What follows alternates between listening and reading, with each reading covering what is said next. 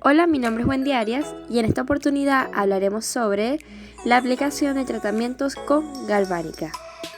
Comenzando así con la rizólisis o coagulación anódica de la raíz sensitiva.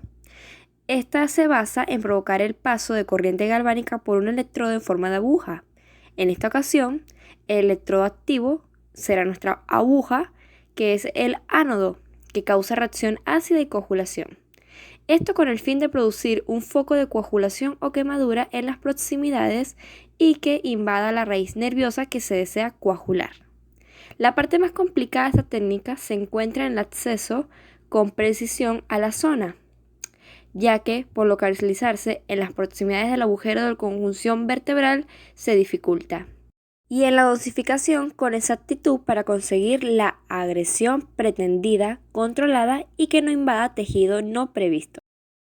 Lógicamente es una técnica fuera de la fisioterapia y se realiza en quirófano, pero su mención se hace con el fin de reafirmar conceptos y para demostrar que necesitamos superar nuestra medida de dosis basada simplemente en el parámetro de amperios. Por lo que se refiere a la localización, se logra con un buen conocimiento anatómico de la zona, con ayuda del amplificador de imágenes y exploración previa con estímulos eléctricos cuadrangulares, buscando que el paciente manifieste sus sensaciones que escuchadas y valoradas de su propia voz, se decidirá si la colocación del electrodo es la correcta o no. En cuanto a la dosis adecuada, según la experiencia de algunos autores, consideran que para producir un bloque o coágulo de 6 milímetros de diámetro son necesarios 300 julios. Ahora bien, ¿por qué se utiliza la unidad de trabajo en julios? La razón está en la variabilidad de cada factor que influye en una aplicación de galvanismo. Factores tales como intensidad, voltaje, tiempo y resistencia del tejido. Parámetros que, al modificar uno o varios de ellos, hacen que cambien los resultados finales. Es por eso por lo que se ha de buscar una unidad final a las fórmulas de todos los factores, aunque todos pueden cambiar. Para entender mejor el tema, veamos el siguiente caso práctico. Queremos producir un coágulo de 6 milímetros de diámetro con 300 joules. Disponemos de un aplicador de galvánicas con 12 voltios de salida, intensidad regulable y lo pretendemos hacer en 3 segundos. ¿Qué intensidad debemos aplicar? Lo primero es que el joules, es la unidad de trabajo equivalente al producto de la potencia en vatios, watts, por el tiempo en segundos que se aplica a dicha potencia.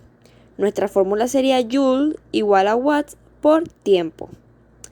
Ahora, tenemos como variables o valores dados los joules, el tiempo, y como incógnita los vatios. Aplicamos la siguiente fórmula despejando. Watts es igual a joules entre tiempo. Sustituimos los valores y nuestro resultado van a ser que deberemos aplicar 10 watts durante 30 segundos para producir un coágulo de 6 milímetros de diámetro. Pero el problema nos pregunta la intensidad en amperios, que para hallar tendremos que acudir a la ley de Ohm, en la que aplicamos la potencia nos indica watts igual a voltios por intensidad de corriente. Entonces, intensidad igual a watts entre voltios nos da, sustituyendo nuestros valores, 0,8 amperios. Tal vez parezca mucha intensidad y la sensación de dolor muy alta, por lo que tendremos que alterar el voltaje, la intensidad, el tiempo de aplicación, entre otros, para que la sensación del paso de corriente resulte lo menos desagradable posible, pero de manera tal que aunque hagamos cambios en los parámetros, los resultados en Joule sean los decididos.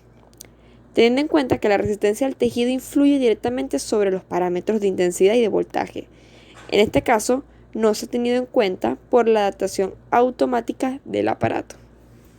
Teniendo así como nuestro siguiente tema, la imanterapia. Existe un fenómeno que se da preferentemente en la aplicación de imanes continuos sobre el organismo similar al del galvanismo. Este fenómeno es un efecto magnetoeléctrico denominado Hall. Consiste en que cuando se aproxima un campo magnético a uno eléctrico en movimiento, Este desvía de su trayectoria acercándose o alejándose del imán según la polaridad del campo magnético. Encontramos por siguiente dos polos, polo sur, polo norte. Nuestro polo sur provoca alejamiento de electrones, lo que tiende a separarlos. Por ende, tiende a concentrarse los de carga positiva, en semejanza con el cátodo. Por otro lado, nuestro polo norte produce acercamiento en su trayectoria de movimiento, negativiza la zona de aplicación y tiende a acumular en sus proximidades a los iones de carga negativa, semejante al ánodo. Si aproximamos un imán al organismo, esta hará las funciones de conductor y las cargas eléctricas en movimiento serán los iones de las disoluciones internas. Los iones con carga negativa serán desviados en sus trayectorias con tendencia de alejamiento a la zona si el polo magnético es el sur, mientras que los de carga positiva tendrán a concentrarse en las proximidades del imán. En el caso de que el polo fuera del norte, se invertiría el proceso. Tengamos en cuenta que la aplicación de imanes permanentes coincidirá con los mismos efectos de aplicación con galvanismo con intensidad muy bajas.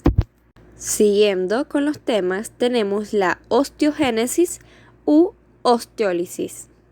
Se ha descubierto que si en las proximidades del hueso se consigue crear un ambiente de electronegatividad, aparece una tendencia al aumento de osteoblastos o células regeneradoras del hueso.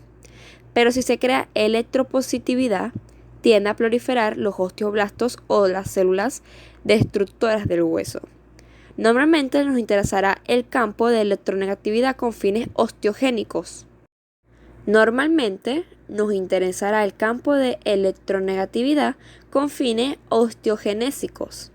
Pero este ambiente electronegativo no debe ser excesivo ni muy pequeño, pues el adecuado se considera bueno dentro de los siguientes parámetros: de 5 a 20 microamperios con 1 a 1,5 voltios. Este ambiente eléctrico se puede crear perfectamente con corriente galvánica, aunque lo difícil es saber o poder calcular si los parámetros recibidos en las proximidades del hueso y el lugar deseado son los indicados. Si aplicamos directamente los referidos parámetros, los tejidos existentes entre la piel y el hueso presentarán una resistencia tal que provocará caídas de tensión e intensidad. En caso de aplicar parámetros más altos en intensidad o voltaje con la idea de compensar la caída energética en el trayecto, necesitamos saber cuánta es dicha caída, situación que requiere de aplicaciones con equipos adecuados y mucha precisión, además de investigar previamente estos fenómenos. Como acotación, el mecanismo, mediante el efecto Hall, también generaría situaciones similares, pero es necesario saber la intensidad del campo magnético, la distancia al foco o lugar de aplicación, la polaridad del imán, si el campo magnético debe ser continuo o pulsátil, entre otros factores que hay que tener en cuenta.